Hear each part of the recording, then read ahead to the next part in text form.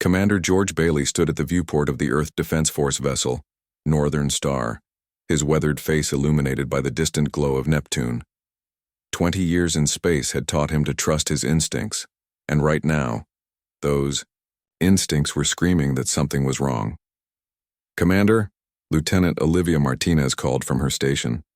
"We're picking up an unusual energy signature near the Kuiper Belt. It doesn't match any known human or natural pattern." Bailey crossed the bridge in 4 long strides. "Show me." The display lit up with a pulsing red dot well beyond Neptune's orbit. The energy readings were unlike anything Bailey had encountered in his career. "Could be a sensor malfunction," Chief Engineer Peter Davis suggested, rubbing his beard thoughtfully. "Run diagnostics," Bailey ordered, "and send a probe. I want eyes on whatever that is." "Yes, sir," Martinez replied, her fingers already dancing across the control panel. Bailey turned to his communications officer. "Send a message to Admiral Young. Tell her we're investigating an anomaly and will report back in 6 hours." 6 hours later, the bridge of the Northern Star was silent as the crew stared at the main display. The probe's camera showed what could only be an alien vessel, massive, gleaming, and clearly built by intelligent hands. Its surface rippled with colors that seemed to shift between blue and silver, and its design defied human engineering principles. "It's beautiful," Martinez whispered. "And it wants us to see it," Bailey replied. "That energy signature? It's a beacon. They're announcing their presence." As if confirming his words, the alien ship began transmitting a signal directly to the Northern Star. "Sir, we're receiving a communication attempt," reported Communications Officer Ryan Kelly. "The computer is already deciphering it. They're using mathematical principles as a foundation." Bailey straightened his uniform. "Put it through." The main screen flickered, and a face appeared, humanoid but clearly alien. Blue skin stretched. Over angular features and what looked like crystal formations protruded from its temples. Its eyes were solid white with no visible pupils. "Greetings, humans of Earth," the alien spoke in surprisingly clear English. "I am Zarkon, emissary of the Galactic Confederation. We come in peace and wish to establish diplomatic relations with your species." Bailey maintained his composed expression despite his racing heart. "This is Commander George Bailey of the Earth Defense Force vessel Northern Star. We are authorized to make first contact on behalf of the United Earth government." The alien's crystal formations seemed to shimmer. "Your technological advancement is impressive for your developmental stage.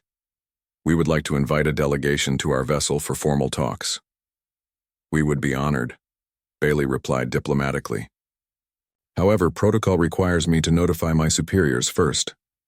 "Of course," Zarkon said. "We will await your return." When the transmission ended, Bailey turned to Martinez. "What do you think, Lieutenant?" Martinez frowned slightly. "Something feels off, sir. They seemed almost surprised by our tech level. And did you notice how they kept their distance? That ship could have approached Earth directly if they wanted." "Good observation," Bailey nodded. "They're being cautious. The question is, why?" 3 days later, Bailey found himself aboard a shuttle heading toward the alien vessel along with Lieutenant Martinez, 2 security officers, and Dr. Henry Nichols, Earth's leading xenobiologist. Admiral Patricia Young had personally selected the delegation after hours of emergency meetings with the United Earth government. "Remember," Bailey addressed his team, "we represent all of humanity today. Be respectful but vigilant. Share no sensitive information about our defenses or weaknesses." The alien ship dwarfed their shuttle, growing impossibly large as they approached.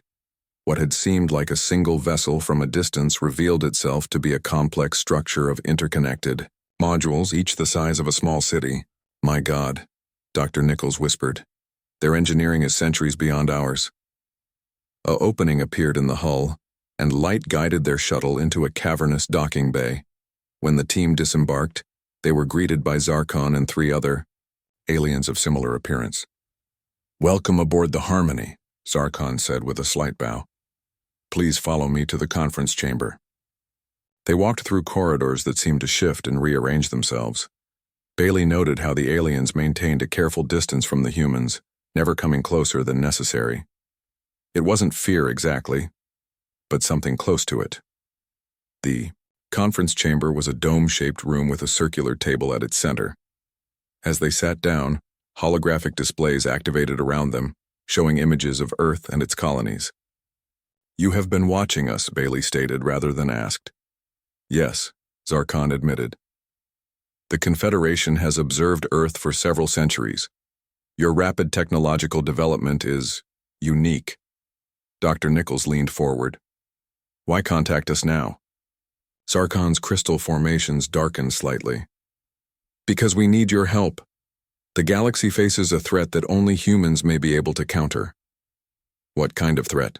Martinez asked. "They are called the Void Collective." Another alien spoke, for the first time. "They consume everything: resources, technology, life. They have already taken 12 star systems in the past year alone." Bailey kept his expression neutral. "And why would humans be particularly suited to help with this threat?" The aliens exchanged glances before Zarkon replied, "There are historical records, ancient warnings about human potential. Your species was known to our ancestors, Commander." "Bailey, known and feared." A chill ran down Bailey's spine. "Feared? We've never left our solar system until now." "Not in your recorded history, no," Zarkon said carefully. "But there are older histories, much older." Admiral Young listened to Bailey's report with growing concern in her office at Earth Defense Force Headquarters. The holographic recreation of the meeting played out before her. "They're hiding something," Young said when the recording finished. "This talk about ancient histories and human potential, it's too vague." "Agreed," Bailey replied. Lieutenant Martinez noticed something else. The translator occasionally switched to plural when Zarkon referred to humans, like we're not one species but multiple. Young's eyes narrowed. "Do you think this is a trick? A prelude to invasion?" "I don't think so, Admiral. Their concern seemed genuine, and if they wanted to attack, why announce themselves? They have the technological advantage." Young walked to her window, looking out at the gleaming towers of New Washington. "The Security Council has voted to establish limited diplomatic relations. The Confederation is setting up an embassy in Armstrong City on the Moon." "And the Void Collective?" Bailey asked. "We're deploying early warning systems throughout the outer solar system. If anything approaches..." An alert cut her off. Young's terminal flashed red. "Admiral," a voice came through, "Deep Space Monitoring has detected multiple unidentified objects entering the solar system. They're not using the same drive signatures as the Confederation vessel." Young looked at Bailey, her face grim. "Looks like we might meet this Void Collective sooner than expected." "Or," Bailey said quietly, "this could be exactly what the Confederation planned." As they rushed to the command center, neither noticed the subtle changes beginning in the brain scans of the delegation members who had visited the alien ship. Deep in their DNA, long dormant sequences were starting to activate, triggered by something aboard the Harmony. Far away, at the edge of the solar system, the northern star's sensors detected a strange pulse emanating from the alien vessel. The pulse washed over Earth, invisible to human eyes but reaching into the genetic code of every person on the planet. The sleeping gods were beginning to stir. Dr. Alan Wright ran his fingers over the stone tablet, tracing symbols that had no right to exist. The artifact had been discovered beneath a Mayan temple, yet it bore markings identical to those found in Egyptian tombs and Chinese caves. "How is this possible?" he murmured. The laboratory inside Armstrong City's science wing was silent except for the soft hum of equipment. Through the dome ceiling, Earth hung like a blue jewel against the black void. Next door, in the newly established Confederation Embassy, aliens walked the halls. "Dr. Wright?" A woman's voice broke his concentration. "I'm Agent Samantha Ford, Earth Intelligence." Wright looked up at the tall woman with short brown hair and a no-nonsense stance. "I didn't request intelligence support." "You didn't," Ford replied, placing a secure tablet on his desk. "But these turned up in our archives after the Confederation's arrival." Wright's eyes widened as he scrolled through the images. Classified military reports spanning centuries, all documenting seemingly impossible feats by ordinary soldiers. A private lifting a 2-ton vehicle to save trapped comrades, a pilot remaining conscious through 30 G-forces. A wounded Marine continuing to fight with injuries that should have been immediately fatal. "What am I looking at?" Wright asked. "Evidence that humans can do things they shouldn't be able to do," Ford replied. "And it always happens under extreme stress." The reports were dismissed as exaggeration or measurement error, until now. What changed? "The Confederation asked for these records specifically," Ford said grimly. "They knew they existed before we told them." At the Earth Defense Force headquarters, Commander Bailey and Lieutenant Martinez sat across from Secretary of Defense Victor Harris, a stern man with close-cropped gray hair. "The objects that entered our solar system were confirmed as Void Collective Scouts," Harris explained. 3 approached Ganymede. 2 were destroyed by the Confederation vessel stationed there, but 1 landed. "We lost contact with the research outpost, all 50 people." Bailey clenched his fist. "And the Confederation response?" "They claim they arrived too late," Harris said, his voice tight with controlled anger. "Convenient." "Sir," Martinez said, carefully, "I've been studying the Confederation historical database they provided. They've been dropping breadcrumbs about humanity's past, but nothing concrete. However, in every reference, they use the same phrase when describing ancient humans, the destroyers." Harris leaned forward. "Admiral Young wants you both at a classified briefing in 1 hour. The Confederation representative Kretal is bringing evidence about humanity's true history." The briefing room was secured with technology provided by both human and Confederation engineers. Around the table sat Earth's top military and scientific leaders facing the alien historian Kretal, whose crystal formations were more elaborate than Zarkon's. "We did not tell you everything at first contact," Kretal began without preamble. "We needed to verify that you were indeed the same species from our ancient records." The alien activated a holographic display showing archaeological findings from a dozen different worlds. Each displayed the same image: humanoid figures standing over kneeling aliens, weapons raised. "These depictions are from civilizations separated by thousands of light years," Kretal continued, "all telling the same story, of godlike beings who walked among the stars as warriors." "Are you suggesting those figures are humans?" Admiral Young asked skeptically. "Not suggesting, confirming," Kretal replied. "Your DNA contains sequences that match samples preserved from that era, but these sequences appear dormant in modern humans." Dr. Elaine Powell, Earth's leading geneticist, spoke up. "We've identified these dormant sections but assumed they were junk DNA, evolutionary leftovers." "They are not junk," Kretal said. "They were deliberately suppressed. The question is, by whom, and why?" Secretary Harris stood up. "If these sequences could help us fight the Void Collective, why not activate them?" The question hung in the air like a challenge.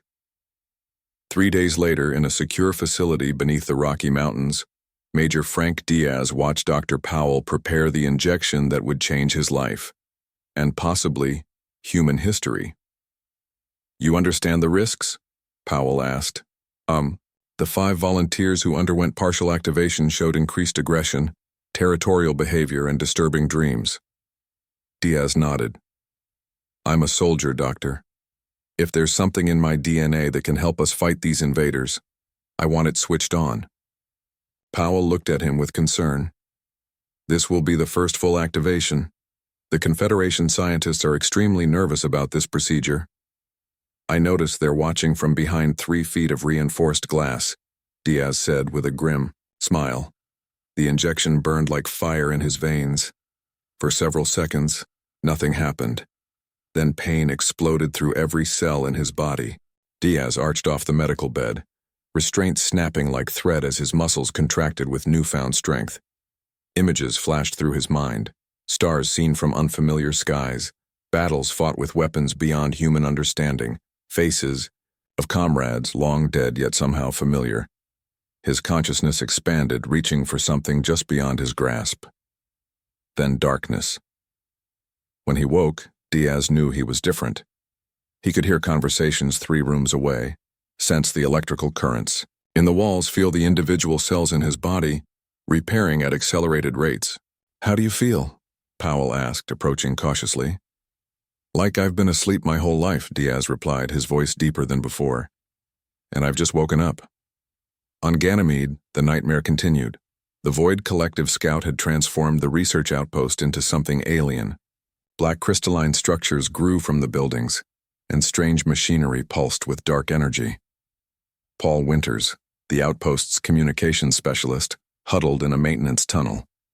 He was the only survivor, hidden for 3 days as chittering sounds echoed through the vents. The insectoid creatures had taken his colleagues one by one, attaching them to machines that drained them of something more vital than blood. A scraping sound grew closer. Winters pressed himself against the wall, heart pounding. The metal grate above him tore away and a segmented limb reached down. Something snapped in Winters' mind. With a roar that felt pulled from the depths of his DNA, he grabbed the limb and yanked with strength he'd never possessed. The creature crashed down, and Winters found himself tearing it apart with his bare hands. His vision narrowed to a tunnel of perfect clarity, his movements guided by muscle memory he'd never developed. When it was over, Winters stared at his bloody hands in shock. The dead creature at his feet was unlike anything humans had encountered, part insect, part machine, utterly alien. At Armstrong City, Commander Bailey and Lieutenant Martinez quietly broke into the Confederation database using access codes provided by Agent Ford. What they found confirmed their suspicions. "Look at these orders," Martinez whispered. "The Confederation ships are positioned to observe human military installations, not to defend against the Void Collective." Bailey studied the tactical display. "They're watching our responses, our capabilities. But why lure the Void Collective here if they need our help to defeat them? Unless they don't want our help," Martinez suggested. "What if they want us to awaken but are afraid of what happens after?" Their attention was drawn to a file labeled Genetic Lock Analysis. Inside were detailed studies of human DNA, focusing on the suppressed sequences. One passage stood out. "The suppression mechanism appears self-generated, not imposed externally. The genetic locks were created from within human DNA itself, suggesting a deliberate, self-limiting action by the species. This raises troubling questions about why a species would choose to cage its own power." Bailey closed the file, his expression grim. "They think we did this to ourselves, that humans once had these abilities and chose to lock them away. Why? Would we do that?" Martinez wondered. "Perhaps," Bailey said quietly. "We were afraid of what we might become." Back in the testing facility, Major Diaz stood in a reinforced chamber as scientists monitored his capabilities. He had just bent a titanium bar with his bare hands and solved complex equations in seconds. "Major," Dr. Powell called from the observation room. "How are the memories? Any more flashes?" Diaz nodded slowly. "I remember a war. Not the details, but the feeling. We were fighting something that threatened everything, all life, everywhere." "The Void Collective," Powell suggested. "Maybe an earlier version of them," Diaz replied. "But that's not what troubles me." He looked up at the Confederation observers with newfound suspicion. "What I remember most is fear. Not mine, but from the other species. They feared us more than they feared what we were fighting." Dr. Powell was about to respond when alarms blared throughout the facility. "Multiple Void Collective ships have entered Earth orbit," a voice announced over the speakers. "This is not a drill. All military personnel report to battle stations." Diaz looked down at his hands, feeling the power coursing through his veins. "It's time to see what I can really do." And across the solar system, more humans began to awaken. The sky over New Washington burned. 3 Void Collective ships shaped like black thorns hovered above the city. Their weapons cut through buildings with surgical precision, targeting power plants and communication centers. Earth Defense Force. Ships scrambled to respond, their weapons barely denting the alien hulls. On the ground, people ran in panic as strange pods fell from the enemy vessels, hatching into insectoid creatures that moved with mechanical precision. Major Frank Diaz, Watch this from the transport rushing him toward the front lines. His enhanced vision could pick out individual creatures from miles away. ETA 3 minutes, the pilot announced. Beside Diaz sat 5 other soldiers, the only ones who had undergone partial genetic activation. They looked at him with a mix of awe and unease. His full activation made him something other than human in their eyes. "Remember your training," Diaz told them. "The enhancements will feel natural if you don't fight them. Let your body remember what your mind never knew." The transport landed in a cleared area near the congressional building. The team deployed, moving with inhuman speed toward the nearest cluster of Void collective drones. Diaz felt no fear, only a strange familiarity, as if he had fought these creatures before. When the first insectoid rushed him, time seemed to slow. He could see weak points in its exoskeleton, predict its movements before they happened. His hand struck with perfect precision, punching through the creature's chest where a cluster of vital organs pulsed. Across the battlefield, his squad moved with similar efficiency, each taking down enemies with single, calculated strikes. What should have been a massacre became a hunt, with humans as the predators. In orbit, the battle went differently. Earthships fell one by one as the main Void collective vessel targeted their engines with strange energy beams. On the flagship, Orion, Commander Bailey and Lieutenant Martinez worked frantically to coordinate the defense. "We're losing too many ships," Martinez reported. "Their technology is beyond ours." A new signal appeared on their communications array from the Confederation ship Harmony, which had been observing from a distance. "This is Commander Vexel of the Confederation," a stern voice announced. "We are moving to assist." The massive alien vessel glided into the battle, its weapons far more effective against the Void collective ships. One enemy vessel exploded in a cascade of dark energy. "Why wait until now?" Bailey muttered. Martinez leaned close. "Sir, look at this analysis of Major Diaz's squad. The Confederation is scanning them continuously, recording every movement." On her display, data streams showed detailed measurements of the awakened humans' capabilities flowing directly to Confederation ships. "They're studying us," Bailey realized. "This whole battle is a test." Back in the underground facility, Dr. Elaine Powell reviewed the genetic data from both Diaz and Paul Winters, who had been rescued from Ganymede. Side by side, their activation patterns told a fascinating story. "The suppression mechanism isn't external," she explained to Admiral Young. "It's more like a genetic lock that humans developed themselves." "Why would we limit our own capabilities?" Young asked. "Perhaps the better question is, what were we capable of that frightened us so much we locked it away?" Powell replied. "And there's something else. Winters' spontaneous activation was different from Diaz's controlled one. His aggression levels were higher, but he maintained his identity, his humanity." Young studied the brain scans. "What does that tell us?" "That the way we awaken matters," Powell said. "We thought the aggression was an unavoidable side effect, but it might be related to how we break the genetic locks, not the abilities themselves." The battle for New Washington lasted 6 hours. By the end, 23 Void collective drones had been killed by Diaz's squad with no human casualties. The victory on the ground contrasted sharply with the losses in space, where 13 Earth vessels had been destroyed before the Confederation intervened. In the aftermath, Diaz stood amid the wreckage, studying the alien corpses. Something troubled him about their design. "They're engineered," he said to Dr. Powell when she arrived to examine him. "These aren't natural beings, they're weapons built specifically to harvest resources from conquered worlds." "How do you know that?" Powell asked. "I remember," Diaz said simply. "Not from my life, but from before. The memories are becoming clearer with each passing hour." Powell ran her scanner over him, frowning at the readings. "Your brain activity is rewiring itself, creating new neural pathways. It's as if your mind is remembering how to access abilities it once had." Across the city, more reports emerged of ordinary people displaying extraordinary abilities during the attack. A mother had lifted a collapsed wall to save her child. A teacher had predicted where alien drones would appear, saving his entire class. A firefighter had survived direct contact with alien energy weapons that should have killed him instantly. In Armstrong City on the moon, the Confederation embassy had become a center of frantic activity. Commander Bailey, using Agent Ford's security clearance, managed to place surveillance devices in key areas. Through these, he and Lieutenant Martinez watched a disturbing exchange between Zarkon and Commander Vexel. "The awakening is proceeding faster than anticipated," Vexel said, crystal formations pulsing with agitation.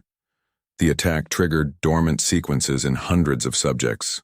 "This is precisely why our ancestors feared humans," Zarkon replied. "Their potential, once unleashed, spreads like fire." "Perhaps we should never have brought them to the attention of the collective," Vexel suggested. "It was the only option. No other species has ever defeated the collective. We need the humans awakened but controlled." Martinez turned to Bailey. "They deliberately attracted the Void Collective to our system. They're using us. But they're also afraid of us," Bailey noted. "That gives us leverage." On Earth, Secretary Harris convened an emergency meeting of military leaders. Reports showed Void Collective forces regrouping at the edge of the solar system, preparing for a larger assault. "The Confederation technology gave us an advantage in space," Harris said. "But their ships were conveniently positioned to observe, rather than protect." Admiral Young nodded. "They want us dependent on their protection while they study our awakening." "Then I suggest we accelerate our own plans," Harris said, bringing up a display showing hundreds of volunteer soldiers waiting for genetic activation.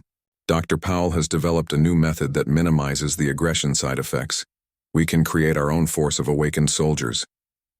"And become the weapons they expect us to be?" Young challenged. "No," a new voice said. Paul Winters entered the room, still showing signs of his ordeal on Ganymede but standing tall. "We become what we choose to be, not what they fear." Winters approached the display. "I've been working with Dr. Powell. The memories I've recovered suggest humans weren't weapons, we were guardians. We fought to protect life throughout the galaxy, not to conquer it." "Then why would we lock away our abilities?" Harris asked. "Because power without wisdom is destructive," Winters said simply. "I think we chose to forget until we were ready to remember." The meeting was interrupted by an alert. A massive Void Collective fleet had appeared at the edge of the solar system. At least 30 ships, all larger than the ones that had attacked Earth. Major Diaz, watching from a corner of the room, stepped forward. "Let me train more awakened soldiers. With 20 like me, we can defend Earth." "And after?" Young asked. "What happens when the war is over? Do we go back to sleep?" "That will be our choice," Diaz said. "But first, we have to survive." As the room erupted in debate, Diaz felt a strange sensation, a calling from deep space. Somewhere out there, something was waiting for humanity to reclaim it. Something ancient and powerful. And in the darkness between worlds, the Void Collective advanced unknowingly, approaching a species that was remembering how to be gods. The command center beneath the Rocky Mountains buzzed with activity as Earth prepared for the coming invasion. Holographic displays showed the Void Collective fleet moving steadily toward Earth, their black ships like a swarm of deadly insects. General Catherine Rivera, newly promoted to lead Earth's defense, studied the tactical projections with a grim expression. A decorated veteran with 30 years of service, she now commanded humanity's most unusual fighting force. 200 soldiers who had undergone Dr. Powell's refined awakening process. "Status report," she demanded. "Confederation forces are holding position near Jupiter," an officer reported.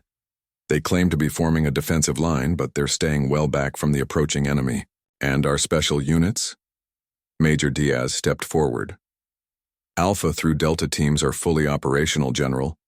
The controlled awakening has given them enhanced abilities without compromising their training or discipline." Rivera nodded. "And you, Major? Those new memories still coming?" "Yes, ma'am," Diaz replied.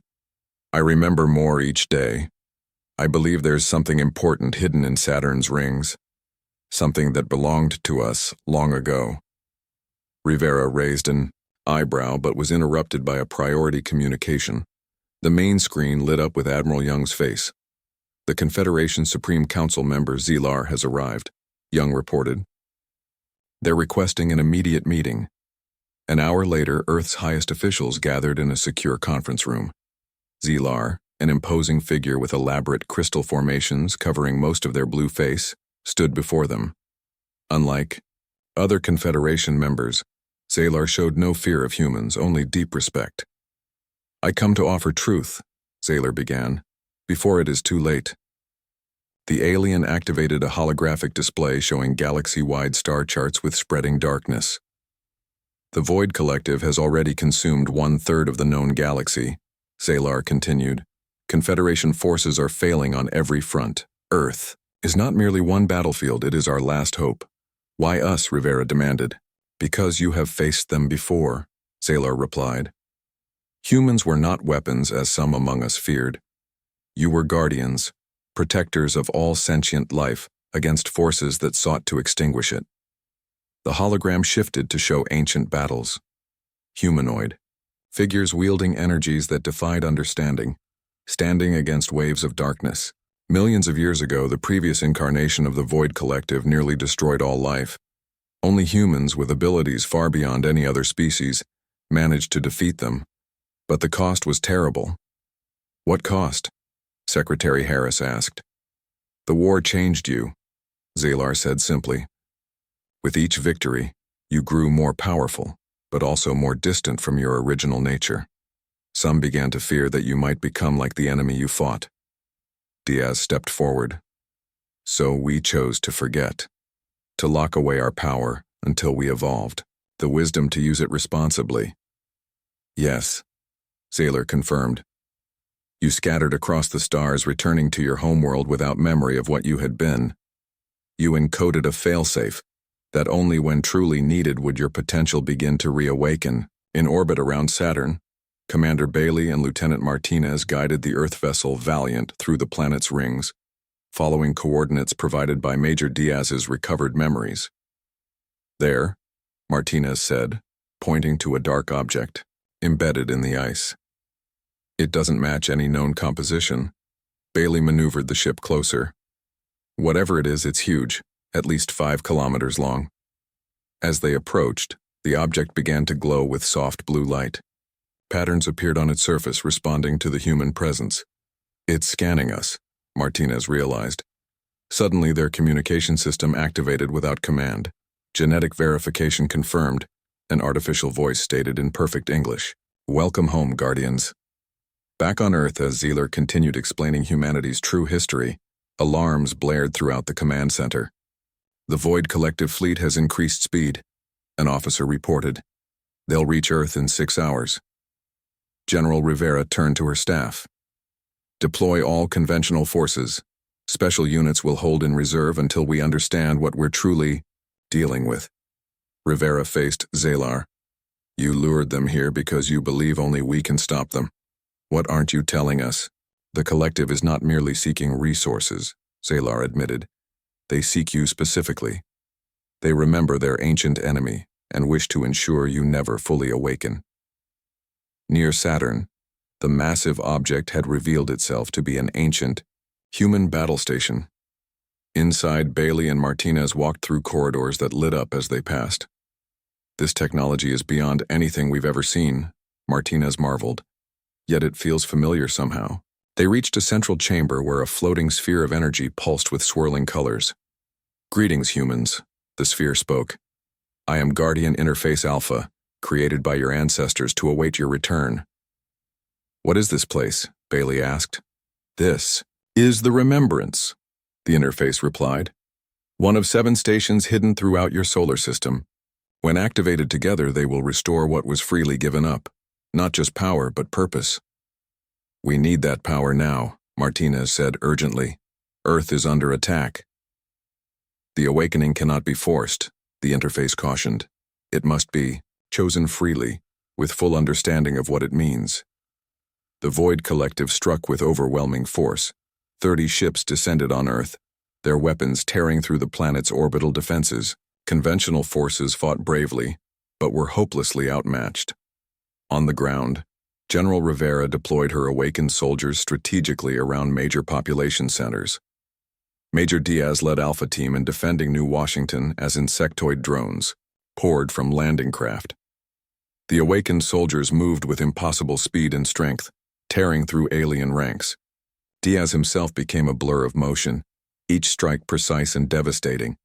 Yet for every drone they destroyed, 10 more appeared. "We need more," Rivera said, watching the battle from the command center. "Full planetary awakening." "That decision isn't yours alone," a calm voice stated. Leo Bennett, a civilian leader who had been advocating for controlled awakening programs, entered the command center. Though not a soldier, he had undergone the procedure himself and now spoke for the millions of civilians who would be affected. "Every human must choose for themselves," Bennett insisted. "Wake those who volunteer, but no one else." As they debated, the largest Void Collective ship broke through Earth's defenses and positioned itself over the Atlantic Ocean. Energy began to build around its hull. "They're preparing to release something into our atmosphere," an analyst reported. "Looks like a bioweapon designed to target human DNA specifically." In orbit around Saturn, Bailey received the desperate transmission from Earth. The interface pulsed in response. "The choice must be made," it stated. "Will humans reclaim their heritage as guardians, or will you allow life to be extinguished?" Bailey looked at Martinez, understanding flowing between them. "We choose to remember," they said in unison. The station hummed with power. Energy flowed outward, connecting to other hidden points throughout the solar system. A wave of blue light spread outward, washing over Earth and every human in the solar system. It didn't force awakening. Instead, it offered knowledge, understanding of what humans once were and could be again. Each person felt the truth, and each made their choice. On Earth, as the Void Collective weapon prepared to fire, millions of humans simultaneously awakened. Not with blind rage or mindless power, but with purpose. Their collective consciousness, dormant for millions of years, surged back to life. Major Diaz felt it first, connection to every other human, their minds linked in a vast network that transcended physical limitations. Through this connection, knowledge flowed freely. Humans remembered not just how to fight, but why they had fought. Across the planet, ordinary people reached out with newfound abilities. Some manipulated energy fields, disrupting Void Collective technology. Others perceived higher dimensions, anticipating enemy movements before they occurred. Together, their collective will formed a shield around the planet. The massive Void Collective weapon fired, and its energy dissipated harmlessly against humanity's united consciousness.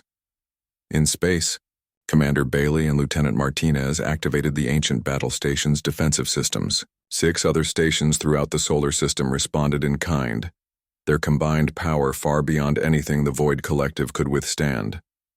The Confederation fleet, led by Zelar, finally moved to join the battle, but they found themselves witnesses rather than saviors. Humanity had awakened not as the destroyers the Confederation feared, but as the guardians they once were. The Void Collective ships were systematically disabled, their crews contained rather than destroyed. As the battle ended, Major Diaz stood atop a building in New Washington, looking up at the stars. The memories were clear now, both the glory and the cost of their ancient power. "We won't make the same mistakes," he said to General Rivera as she joined him. "We remember not just how to fight, but why we chose to forget." Rivera nodded. "We're guardians, not gods. There's a difference." Across the solar system, humanity began the long process of fully understanding their reclaimed heritage. The war, gods had awakened, but with wisdom tempered by millions of years of evolution. And among the stars, word spread quickly. The ancient guardians had returned, and the darkness would be held at bay once more.